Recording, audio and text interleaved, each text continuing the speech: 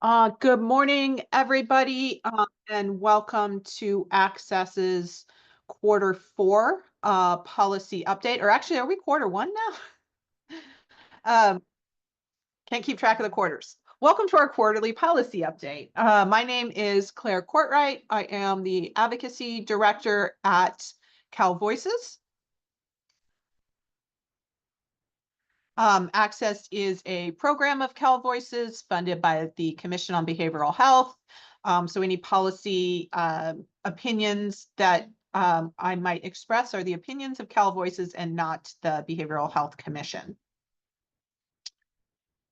So I'll start. I think people that come to these policy updates are used to updates on bills in the California legislature, or because of the implementation of Prop 1, things related to regulations and new rules that are being put in place to flesh out what Prop 1 will mean in real life. So I'll quote Monty Python now for something completely different. What has been going on in the last month are some issues at the federal level related to Medicaid that very much affect Medi-Cal in California, and also exactly what's going on with Prop 1. So it's kind of a complicated picture. I am not an expert. I'm not even remotely an expert in the process of making federal laws, and this does relate somewhat to that. But I know enough to give you a smattering if you haven't already read it in the press. So there are potential serious cuts and or fundamental alterations to Medicaid at the federal level.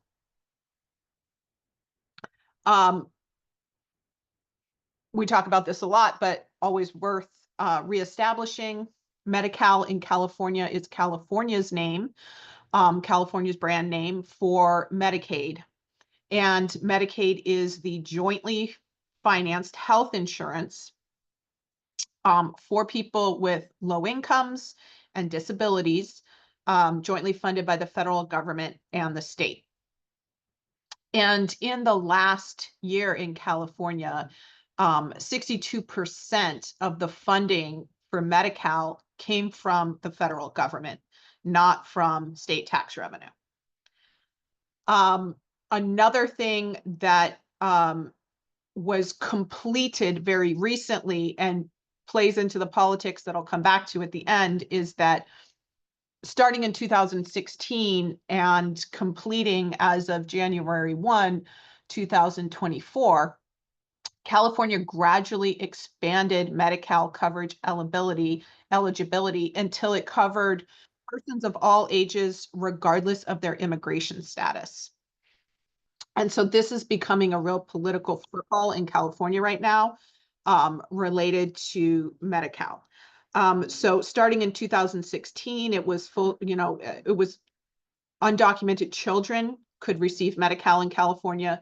They continued to include different age groups until January 1, 2024, when they implemented Medi-Cal for persons regardless of immigration status from ages like, I think it's 26 to 45. So they filled out the whole spectrum of ages who could receive Medi-Cal coverage regardless of immigration status. But what's important to understand there is that at the federal level, Medicaid will not pay for health insurance for folks that are undocumented.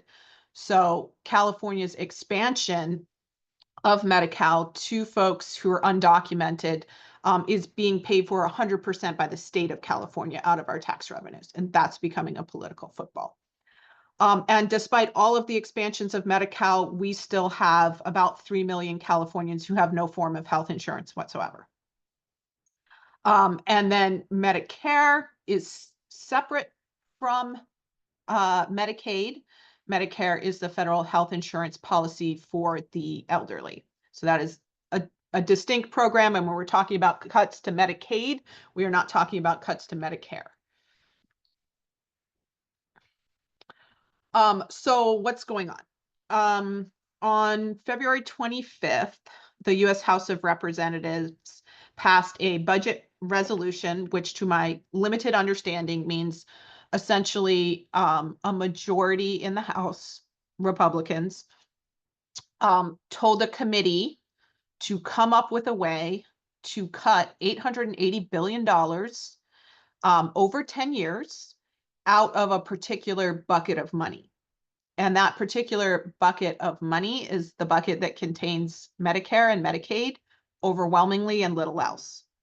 And pairing with that were statements from the president saying that he wouldn't touch Medicare, so the health insurance for the elderly.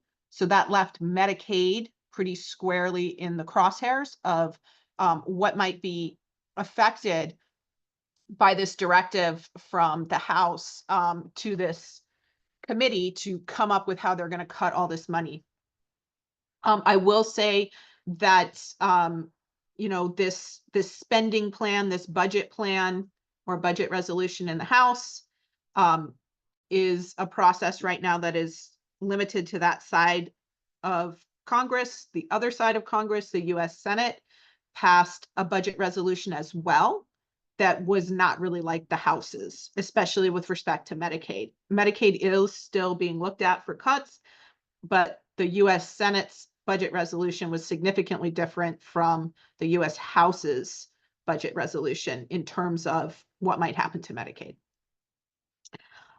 So this is a very substantial cut if it takes shape and is right now it's just a proposal. It has to be something that both sides of the House both sides of the Congress, the House and the Senate agree on at some point, pass officially through voting and pass up to the president. There is a ton of opposition to cuts to Medicaid across the political spectrum. Tens of millions of people rely on it, especially in California. A lot of people rely on it.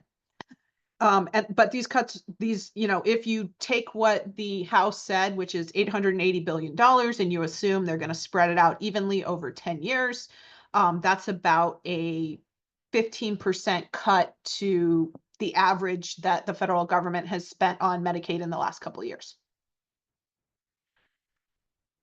So, assuming that cuts happen at the federal level, what does that really look like? They can do cuts different ways, right? Like they can reduce their spending or expected spending in Medicaid in different ways. And these are the primary ways that people are this hasn't formally been proposed. Oops. I just messed up my screen sharing. How did I do that?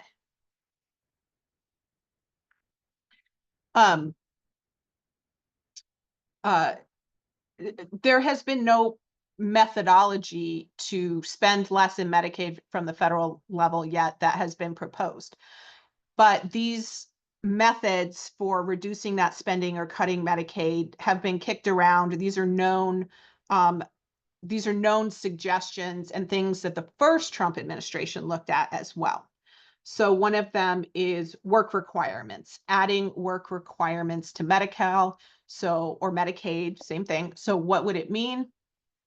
It would mean that people who are otherwise qualifying for Medicaid based on their income or disability might also now have to meet an additional criteria of working to a certain degree.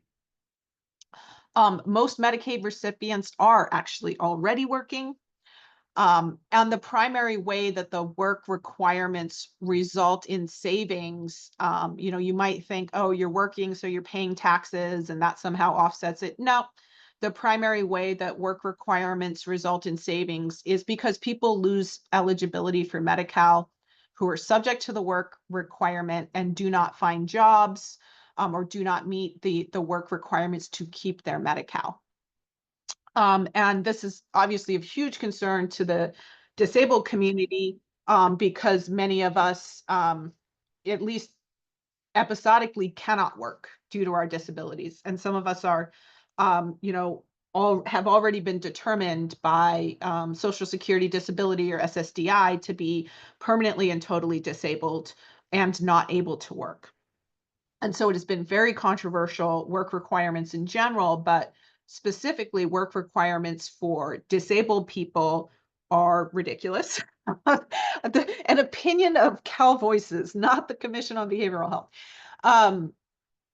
They're ridiculous, and they are contrary to the intent of Medicaid, which was to provide health insurance to disabled people precisely because they do not have the opportunity to obtain it through working, which is our traditional structure to have health insurance. Get it through your work, get it through your job.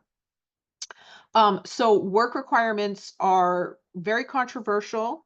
What happened in the first Trump administration is the first Trump administration used some of its authority to temporarily waive certain requirements of Medicaid for certain states, to impose work requirements in various states, mostly in the South, Georgia, Alabama. And those work requirements were challenged in the courts by people who said, look, you can't actually just make this work requirement or this kind of work requirement and stick it in Medicaid, willy-nilly. Didn't even go through Congress, soft power. And so some of those work requirements were struck down by the courts. They said, yeah, you really can't do this in Medicaid. And even the ones that, why do I keep doing this? I'm gonna have to edit this. Have to edit this video. But so even the work requirements that were proposed or approved for various states included exemptions for medically fragile people from the work requirement. So if you were considered medically fragile, the work requirement was not going to apply to you, but they were poorly crafted. It would have left another bureaucratic hurdle for disabled people, even those who'd already been determined by another federal system like SSI or SSDI and a court to be permanently and totally disabled. So, the medically fragile carve-outs is like kind of cold comfort. It's a lot for people to be dealing with on top of, maintaining eligibility for Medi-Cal in the first place, which can be complicated. So that being said, I will say, as a matter of policy, and at least in the first Trump administration, they either had to relent as a matter of policy to making disabled people work or lose their health insurance, but they did so in really sloppy ways.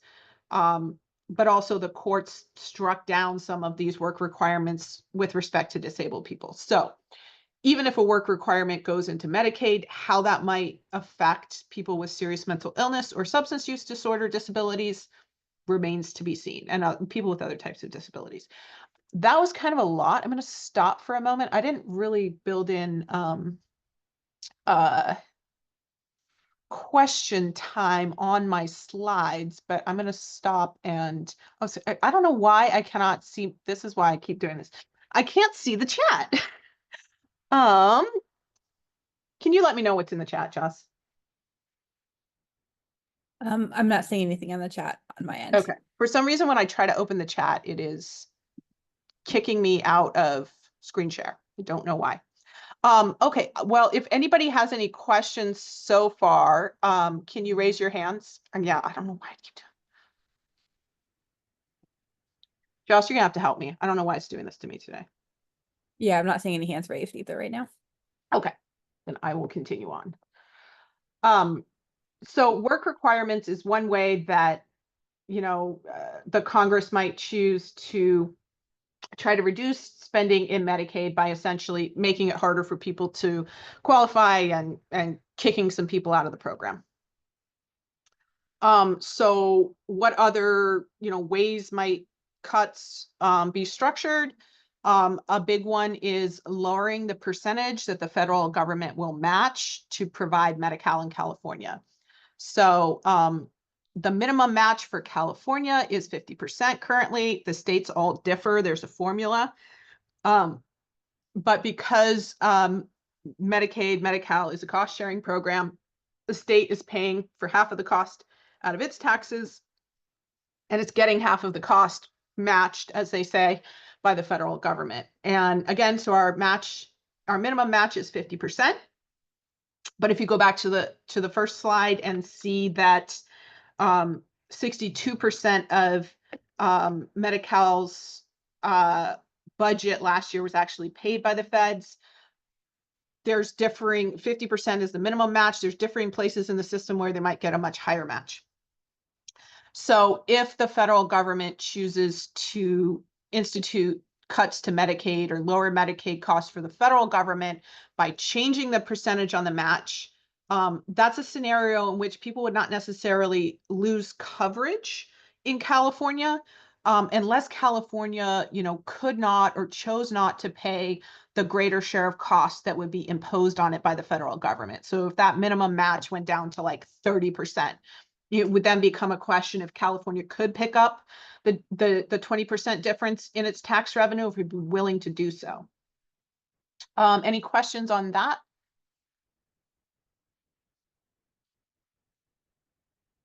You seeing any, Joss? No questions. Okay. Sorry, I'm gonna have to ask for an assist on it because my thing isn't working today. So this is a little bit technical, but another thing, what's another way these cuts might look? Another major option that has been discussed, but again, nothing's been identified as a definite methodology, is moving to a block grant system that rations care more than we already have care rationing. So what that would look like is, right now, if I go see a psychiatrist, the cost of that visit is going to be, let's say, half paid by the federal government and half paid by the state. And so that kind of system, that cost sharing system, it sort of flexes, right? So how much, if I go to a psychiatrist 2 times, then it's the same deal. The state will pay 50%, the federal government will pay 50%. So the federal government is going to kick in a share no matter how much care I need. But another way that they could structure cuts is to move to what's called a block grant system. It's a fancy term for, here, California, you get $100 million, figure it out. That's all we're giving you. We're not going to cost share on individual services anymore. You just get $100 million, and you spread it around how you want to spread it around. But that forces the state to kind of more closely guard how much care people can receive, which anybody who experiences health insurance knows already happens through the concept of like medical necessity. You say, I really need to see a therapist once a week. And they say, actually, we think you only need to see a therapist every 3 weeks. We don't think it's medically necessary for you to see a therapist every week. So people are already caught in this care rationing system, and often, especially with behavioral health, having to fight for that care. And if you move to a block grant system that is less generous, and they're looking at cuts, so it would be less generous than a cost sharing program, you could not officially lose coverages, but they would become less accessible. They would become more rationed. What else might cuts look like? Medicaid has mandatory and optional services. So there are things at the federal level that the federal government considers essential benefits for your health insurance. And if a state is going to participate in Medicaid, it must provide those essential benefits in its health plans, in its Medi-Cal health plans in California. There are other things that the federal government considers optional for a state to offer in their Medicaid program. And the states can opt in at the federal level. They say, yes, we want to do this, or they can opt out. And so another way these cuts might come out and get structured is elimination of the optional Medicaid covered services at the federal level. So they might pare back Medicaid to offer only those things that they consider essential benefits, or it might end up looking like, if funding cuts happen, states might opt out of optional Medicaid benefits to which they opted in at the federal level. That's probably kind of hard to follow. So I'll just use peer support as an example. At the federal level, At the federal level in Medicaid, peer support is an optional mental health benefit. So the state of California and every state in the country has the option of offering peer support in their Medicaid plans, and they have the option of not doing it. California is opted in a kind of funky way, but they are opted in to offer peer support in their Medi-Cal specialty mental health plans. So if what the federal government decides to do is cut at the federal level some of the optional Medi-Cal, Medicaid services like peer support, you could lose that in California. If, on the other hand, the federal government says, look, you still have these essential benefits that you have to offer in your plans, but we're cutting all your funding, then California could turn around and go, we have to opt out at the federal level of offering certain optional Medi-Cal, Medicaid benefits because we just don't have the money anymore. Peer support could be impacted that way as well. And it's a lot of other things besides peer support that are structured that way, like CHWs, community health workers. That is an opt-in at the federal level for the states. And there's a lot more stuff like that. So that is a very real threat to all kinds of stuff, both for California and across the United States, depending on how these cuts might get structured. The other way that these cuts might look specific to California is that California sought and obtained what are called Medicaid waivers in December. So like after the election, but before Biden was out of office, California got approved specifically for some Medicaid waivers, BH Connect, and portions of CalAIM. So what is all of that? That was California asking the federal government, hey, can we offer some optional Medi-Cal benefits, structure them a certain way. You say yes, and we get a federal match on them. You're going to help us fund them. And those particular expansions of Medi-Cal, BH Connect and CalAIM, were done through what's called waivers again, and that's soft power.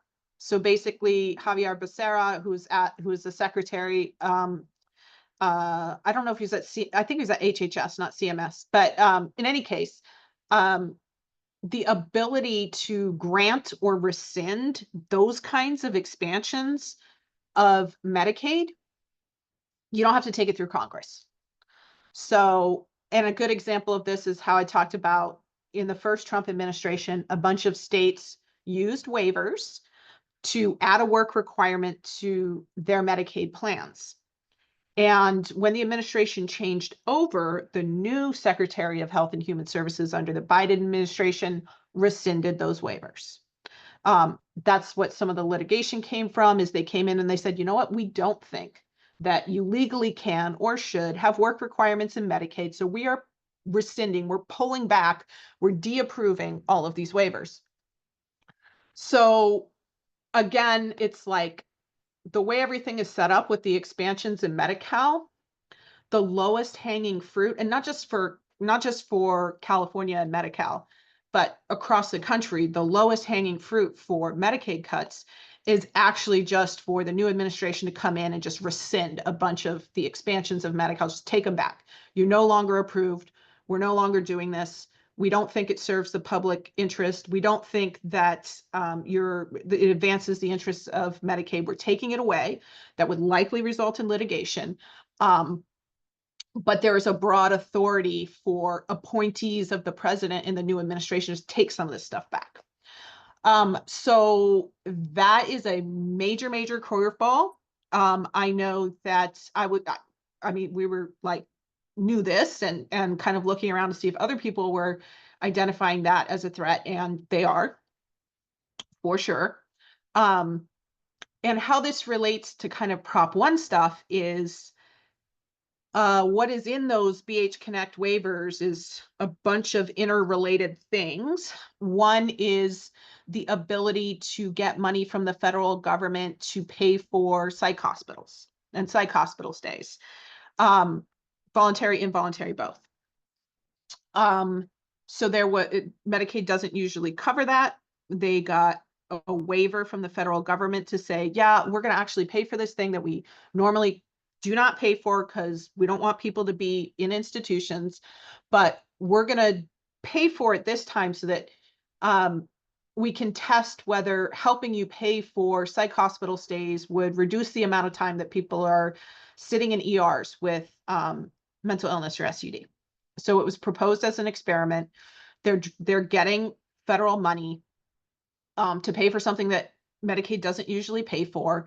And then very related to that, in a very complicated way, are other parts of BH Connect Medi-Cal expansions that are like assertive community treatment, forensic assertive community treatment, supported employment, clubhouses, enhanced CHWs. There were a whole bunch of things that California created through the BH Connect waivers and that allow them to bring in that match, bring in some federal dollars for those kind of services through Medi-Cal. And the money that is being used to pay what we call the non-federal share, the state share, is actually the counties, it's actually BHSA dollars. So this is a huge curveball because if the federal government comes in and goes after the lowest hanging fruit, rescinds waivers, that would basically disrupt all of the plans that have been in place for how to use the BHSA money in Prop 1. It would disrupt the financing of kind of the expansions of hospitals that are called IMDs, the hospitals that qualify as IMDs, or the outpatient facilities that qualify as IMDs. It would be very disruptive to that. Those types of infrastructure, their sustainability, their financial sustainability would be in question. So it's a huge deal. And we just don't know which way it's going to go. Everybody's on a knife edge. I try to keep up on it, but there's lots of other things going on as well. And then complicating it is the problems in politics, which is that California has very serious budget problems. And those problems have actually been concentrated specifically lately in large cost overruns in Medi-Cal, meaning Medi-Cal is costing a lot more money than was originally projected. I think in the last couple of weeks, in order to make payments in Medi-Cal, the state had to take I want to say like $6.2 billion loan from itself to meet the cost overruns. Republicans are saying that that is due to the expansion to undocumented persons of Medi-Cal, and why are you doing this? And see, we can't afford it, and it's bad policy, and it's endangering the viability of Medi-Cal, which is not exactly accurate, but okay. But that's very much in the mix too, and it makes California a particular political target because we're the only state to have done such a large expansion of Medi-Cal to the undocumented population. And so that is in the mix too when, if the federal government says, well, we want to cut Medicaid and California says don't, and then the Republicans, especially at the federal level, come back and say, well, you have all this money, you're spending it on, you're spending it on non-citizens, you're spending it on undocumented people. So obviously you can't afford it. So it's just like fairly large mess right now. And I'm going to stop screen share so that, I don't know what this is. So that I can come back on here and see if people have questions or comments about what's going on. It's a lot, honestly. It's quite a big curveball for kind of the settled expectations of where things might be going, especially with behavioral health transformation and all of the plans for how to restructure the Mental Health Services Act into the Behavioral Health Services Act that largely focus on expanding Medi-Cal.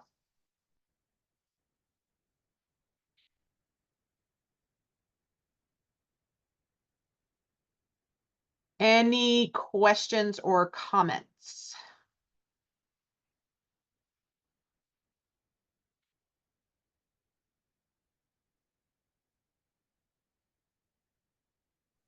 Is this affecting anyone else's mental health like it's affecting mine? Yeah, it's extremely chaotic. And it's unpredictable which way things are going to go. And I will say, you know, whichever way you want them to go, it's the time is to call your state and federal representatives right now. And people are getting those calls because there's just a massive number of people that are directly and indirectly affected by what is being proposed. And there's a lot of vagueness around what is being proposed. There's also not a lot of clarity, you know, around how likely this is to happen. Like, is this, you know, sort of, is this that US House of Representatives terrorizing everyone for a collateral purpose, or are they really serious and they're going to cut it that big?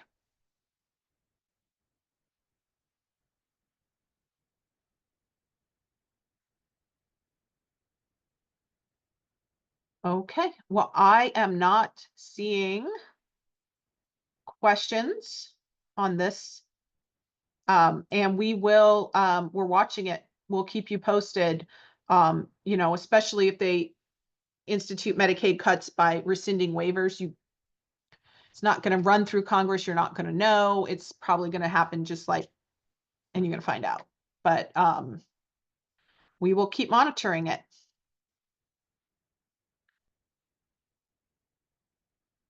Okay, well, thank you so much, everybody, for joining us. Again, this will be posted to our YouTube channel.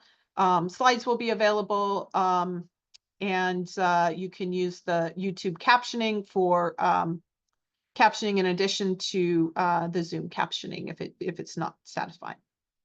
We will see you next time. Claire, thank you so much. I just love the way you